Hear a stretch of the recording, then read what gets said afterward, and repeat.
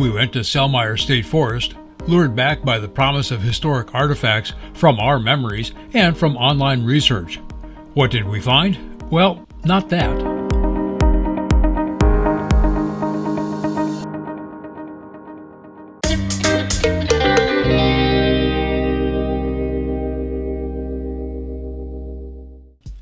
Here's the scant information provided by the Indiana Department of Natural Resources, the agency charged with managing Selmier State Forest.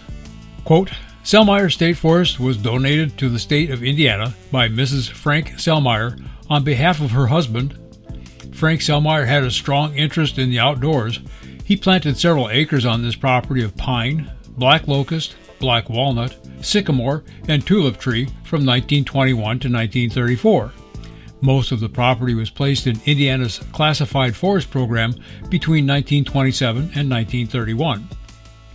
There are 3 known building sites on the property: a Boy Scout cabin, the Zohar School, which was converted to a church, and an old home site off Walnut Trail.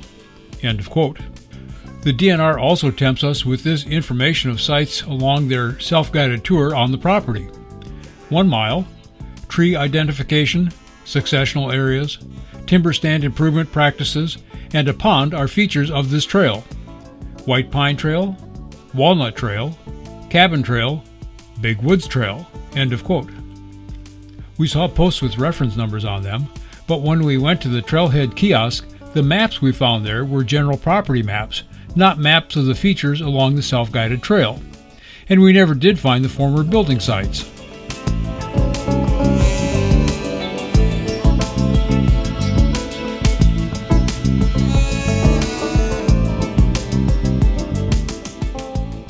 I used the state-provided email to request more information.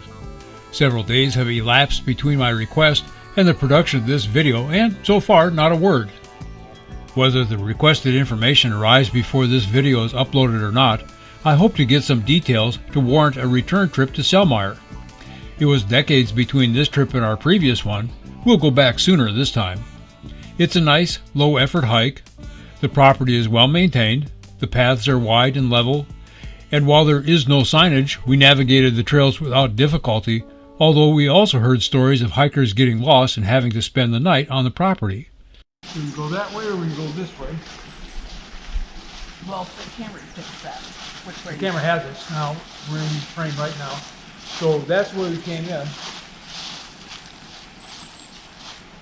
What do you think? I think it looks like it does. Down a ways? Yeah. Okay, let me grab the camera. Wonder how long that metal pole's been. I don't know. The lack of maps is not reflective of the state's overall management of the property. It is clean. The state coordinated the removal of hundreds of trees brought down by Hurricane Ike in September 2008. Gravel in the parking lots is smooth, and there were no potholes on the day we visited. Other properties we visit that are similar to Selmier include Ninepenny Branch, also managed by the DNR, and Tunnel Mill, managed by the Jennings County Parks and Recreation Department. There are a half a dozen or more such sites near our home in Madison, Indiana. Most are small, some are less than 100 acres in size. Typically, they come into public use when a family deeds the property to an agency. There are tax advantages and other incentives, but mostly it comes down to 2 things.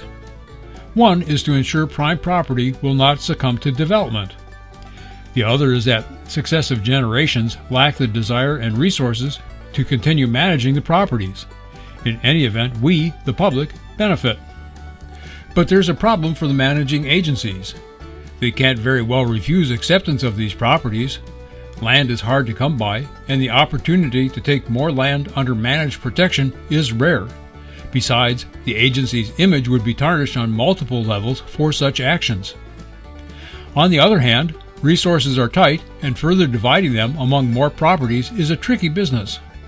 As a consequence, these pocket properties get attention in some ways, such as grading the gravel in the parking areas, but neglect in other ways, such as not printing maps or providing signage.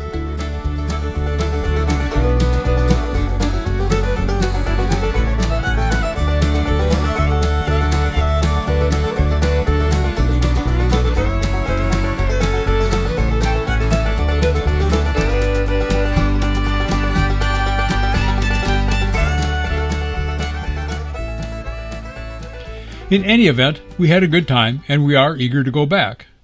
We hope to find some of the historical features at Selmier State Forest, but if it's just another pleasant hike in the woods, that'll be okay too. I'm Rich Reese, and I'll see you out there.